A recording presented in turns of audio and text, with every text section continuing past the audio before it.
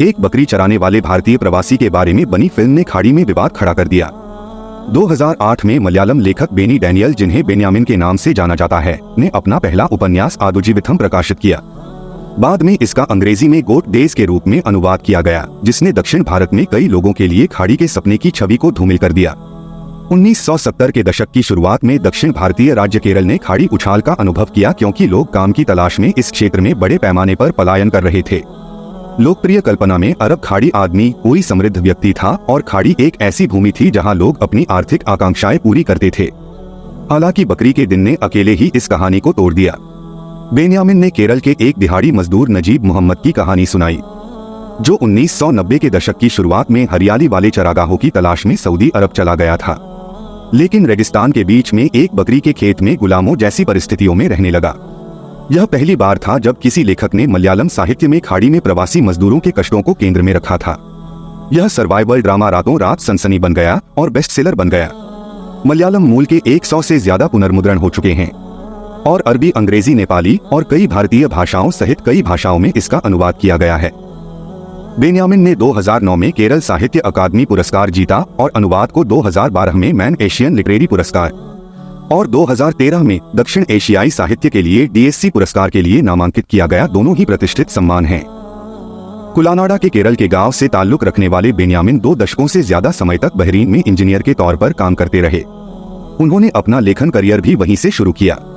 2018 में जब उन्होंने ट्यूनीशिया में जैस्मीन क्रांति से प्रेरित उपन्यास जैस्मीन डेज के लिए साहित्य के लिए सम्मानित JCB पुरस्कार जीता, तो उन्होंने इंडियन एक्सप्रेस को बताया, जब मैं बहरीन गया तो मैं बहुत छोटा था। मैं 8 घंटे काम करता था और बाकी 16 घंटे खाली रहता था, इसलिए मैंने पढ़ना शुरू कर दिया। यह 7 से 8 साल तक चलता रहा। मैं दोस्तों को पत्र भी लिखता था, इसलिए यहीं से मैं लेखन की प्रक्रिया से जुड़ा। गोट डेज के बारे में बात करते हुए उन्होंने कहा, यह एक प्रवासी का अनुभव था जिससे मेरी मुलाकात संयोगवश हुई थी। मुझे लगा कि मुझे यह कहानी बतानी चाहिए, क्योंकि हम में से कई लोग सिर्फ खाड़ी देशों की महिमा के बारे में सोचते हैं, लेकिन उस कहानी का दूसरा पहलू भी है। यह कई लोगों की पीड़ा है। कुछ कहानियां खुशनुमा हैं तो कुछ दुखद भी हैं। हालांकि उपन्यास की लोकप्रियता साहित्यिक हलकों तक ही सीमित थी, जब तक कि प्रशंसित फिल्म निर्माता ब्लेसी इपे थॉमस, जिन्हें व्यापक रूप से ब्लेसी के नाम से जाना जाता है, इसे आदुजीविथम द गोट लाइफ नामक फिल्म में रूपांतरित नहीं किया। लोकप्रिय अभिनेता पृथ्वीराज सुकुमारन ने मोहम्मद की मुख्य भूमिका निभाई। मार्च में रिलीज होने के बाद यह बहुप्रतीक्षित फिल्म मलयालम सिनेमा में सबसे अधिक कमाई करने वाली कृतियों में से एक बन गई। हाल ही में इसने केरल राज्य फिल्म पुरस्कारों में कई शीर्ष सम्मान जीते। मलयालम सिनेमा में सबसे अधिक मांग वाले, जिसमें सर्वश्रेष्ठ निर्देशक, सर्वश्रेष्ठ रूपांतरित पटकथा और सर्वश्रेष्ठ अभिनेता शामिल हैं। जब टीम अपनी सफलता का आनंद ले रही थी, तब खाड़ी में जहां फिल्म की पृष्ठभूमि है, फिल्म को लेकर एक अप्रत्याशित विवाद ओमानी अभिनेता तालिब अल बलूशी को कफील या प्रायोजक की भूमिका के लिए आलोचनाओं का सामना करना पड़ा, जो एक कठोर नियोक्ता था जिसने भारतीय प्रवासी को अमानवीय परिस्थितियों में बंदी बनाकर रखा और उसे प्रताड़ित किया। सऊदी अरब में कई लोगों ने सोचा कि इसने देश को अनुचित रोशनी में दिखाया और अरब लोगों की रूढ़िबद्ध छवि को बनाए रखा, उन्हें बर्बर के रूप में चित्रित किया। इस बात की भी अटकलें लगाई गईं कि क्या अल बलूशी को सऊदी अरब में प्रवेश करने से प्रतिबंधित किया गया था, और क्या सऊदी अरब को कमजोर करने के लिए फिल्म को अन्य खाड़ी या अरब देशों द्वारा प्रायोजित किया गया था। यह फिल्म सोशल मीडिया पर expel Hindu workers goat life does not represent US और Saudi is a red line जैसे हैशटैग के साथ ट्रेंड हुई। एक देशभक्ति हैशटैग जिसका अर्थ है कि सऊदी समाज की आलोचना गलत है। इस विवाद के बाद ब्लेसी ने एक बयान जारी किया। उन्होंने कहा कि फिल्म ने कठोर व्यक्ति के दिल में भी मानवीय आत्मा की महानता को उजागर करने का अथक प्रयास किया है। मैंने पूरी फिल्म में लगातार यह संदेश देने की कोशिश की और कभी भी किसी व्यक्ति, जाति या देश की भावनाओं को ठेस पहुंचाने का इरादा नहीं किया। फिल्म निर्माता ने आगे कहा कि फिल्म ने नजीब को बचाने वाले दयालु सज्जन के चरित्र के माध्यम से अरब लोगों की करुणा और सहानुभूति को चित्रित करने का प्रयास किया है। रेस्तरां के कर्मचारी हिरासत केंद्र और अरबाब आउटपास्ट चेक पोस्ट के लोग सभी को दया, करुणा और सहानुभूति के प्रतीक के रूप में चित्रित किया गया है। फिल्म के प्रायोजकों के बारे में अफवाहों के बीच ब्लेसी ने दोहराया कि उन्होंने फिल्म का निर्देशन और लेखन किया है और इसका निर्माण विजुअल रोमांस द्वारा किया गया है, जिसके वे एकमात्र मालिक और शेयर धारक हैं। उन्होंने कहा, फिल्म के निर्माण में किसी अन्य व्यक्ति या कंपनी की कोई भी भागीदारी नहीं है।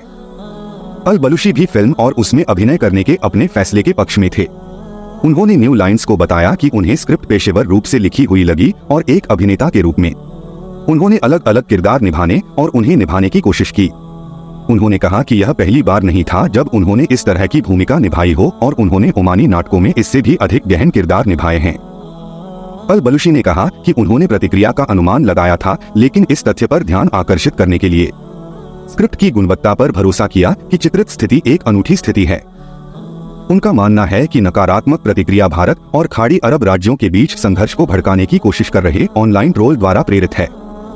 न्यू लाइन्स से बात करने वाले एक सूत्र के अनुसार ओमान में सरकारी संचार केंद्र, जो सूचना मंत्रालय के तहत एक आधिकारिक निकाय है और मीडिया और सोशल मीडिया सामग्री की निगरानी और विश्लेषण के लिए जिम्मेदार है, इस सप्ताह की शुरुआत में उच्च अधिकारियों से आदेश मिले जिसमें सभी निजी मीडिया आउटलेट और सोशल मीडिया पर निजी समाचार खातों को फिल्म और उपन्यास पर चर्चा करने से परहेज करने का निर्देश दिया गया। फिल्म ने ओमानी मीडिया में एक गहन चर्चा शुरू कर दी है, जिसमें कुछ लोग अल बलूशी का समर्थन कर रहे हैं और अन्य लोग उनकी आलोचना कर रहे हैं। ओमानी सूचना मंत्रालय द्वारा प्रकाशित द ओमान डेली में लिखते हुए ओमानी लेखक और मीडिया व्यक्तित्व सुलेमान अल मामारी ने अल बलूशी के प्रति सहानुभूति व्यक्त की और आलोचना की वैधता पर सवाल उठाया, यह तर्क देते हुए कि यह कलात्मक कार्य और प्रदर्शन के उद्देश्य से नहीं था। हालांकि अल मामारी ने न्यू लाइन्स को बताया कि एक पूर्व में ट्विटर पर लेख प्रकाशित करने के बाद उन्हें पहले कभी इतने अपमान का सामना नहीं करना पड़ा। ओमान में सांस्कृतिक क्लब के निदेशक मंडल के सदस्य बदर अल अबरी ने तर्क दिया कि वर्तमान सोशल मीडिया हमले ने न केवल अल बलूशी को बल्कि खुद ओमान को भी निशाना बनाया है। अधिकांश ओमानियों को शुरू में उपन्यास के बारे में पता नहीं था, न ही बाद में फिल्म के बारे में। इस हंगामे के बिना वे इसे बड़े पैमाने पर नोटिस नहीं करते। तो यह सब लेखन, समर्थन, उत्पादन, निर्देशन और फिल्मांकन को कैसे अनदेखा किया जा सकता है और हंगामे को केवल ओमान पर केंद्रित किया जा सकता है। इसे केवल खाड़ी देशों के बीच एक काल्पनिक संघर्ष बनाने के प्रयासों से ही समझाया जा सकता है, अल अबरी ने लिखा। सऊदी अरब के जाने माने आलोचक और शिक्षाविद अब्दुल्ला अल गथामी ने अल अरबिया पर कहा कि उन्होंने फिल्म नहीं देखी है और इस बात पर जोर दिया कि किसी भी समाज में गलतियां हो सकती हैं और कोई भी समाज शुद्ध नहीं होता, लेकिन उन्होंने फिल्म के प्रति लोगों की प्रतिक्रिया को जायज और लोगों की देशभक्ति का प्रतिबिंब माना। उदाहरण के लिए प्रमुख सऊदी मौलवी आयद अल करनी ने फिल्म के प्रति अपना असंतोष व्यक्त किया। मुस्लिम तीर्थयात्रियों के लिए मेजबान के रूप में देश की प्रतिष्ठा और प्रवासियों के प्रति इसकी उदारता की ओर इशारा करते हुए फिल्म निर्माताओं को ईर्ष्यालु बताया। एक बार जब कोई फिल्म सोशल मीडिया पर गहन जांच का विषय बन जाती है तो अक्सर कहानी की सत्यता पर सवाल उठाए जाते हैं। बेन्यामिन को पहले भी इन सवालों का सामना करना पड़ा है। जब आदुजीविथम पहली बार एक उपन्यास के रूप में रिलीज हुई थी तो उन पर इसके कुछ हिस्सों पर साहित्यिक चोरी का आरोप लगाया गया था, जिसका उन्होंने खंडन किया था। उस समय वास्तविक जीवन की कहानी को प्रस्तुत करते समय उनके द्वारा ली गई रचनात्मक स्वतंत्रता के बारे में भी सवाल उठाए गए थे। सऊदी अरब में सऊदी उपन्यासकार अब्दुल रहमान अल दैलिज ने फिल्म निर्माताओं पर कई घटनाओं को गढ़ने का आरोप लगाया और दावा किया कि उन्हें सच्ची कहानी पता है, क्योंकि उस समय 1990 के दशक की शुरुआत में स्थानीय सभाओं में इस पर व्यापक रूप से चर्चा हुई थी, जबकि न तो बेन्यामिन और न ही फिल्म में किसी स्थान का नाम बताया गया है। अल दैलिज ने दावा किया कि यह लगभग 30 साल पहले उत्तर पूर्वी सऊदी अरब के एक गवर्नरेट हफर अल बतिन के क्षेत्र में हुआ था और यह कि कार्यकर्ता उस व्यक्ति के साथ 5 साल तक रहा जिसने उसका प्रायोजक होने का दावा किया था।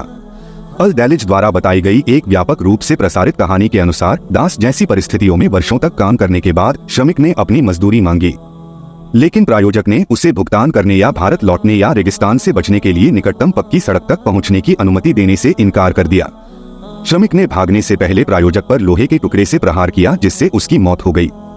हत्या की कहानी पूरे क्षेत्र में चर्चा का विषय बन गई और स्थानीय लोगों ने गिरफ्तार श्रमिक के साथ सहानुभूति जताई और मारे गए प्रायोजक के परिवार से भारतीय श्रमिक को माफ करने के लिए संपर्क करने से पहले दान एकत्र किया।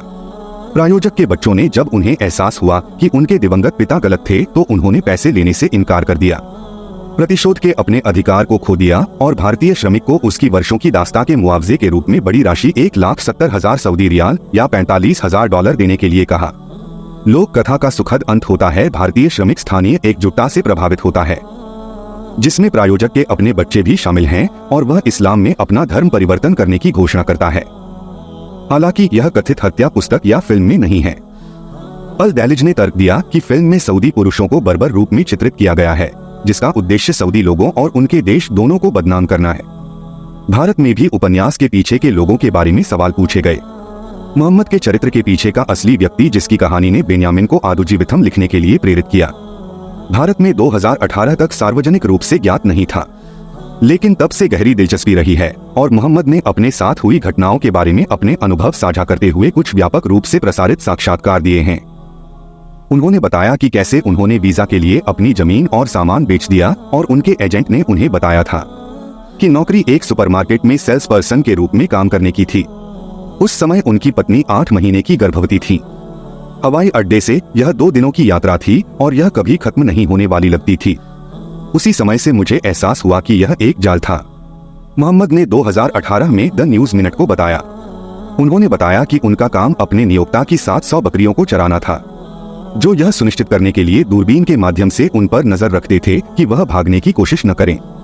जब उन्होंने मुझे रोते हुए देखा तब भी उन्हें कोई पछतावा नहीं हुआ और उन्होंने मुझे पीटा। मुझे बासी कुबूस, एक प्रकार की पित्त की रोटी खानी पड़ी। मैं कुबूस को गीला करने के लिए बकरी के दूध का उपयोग करता और उसे खा लेता।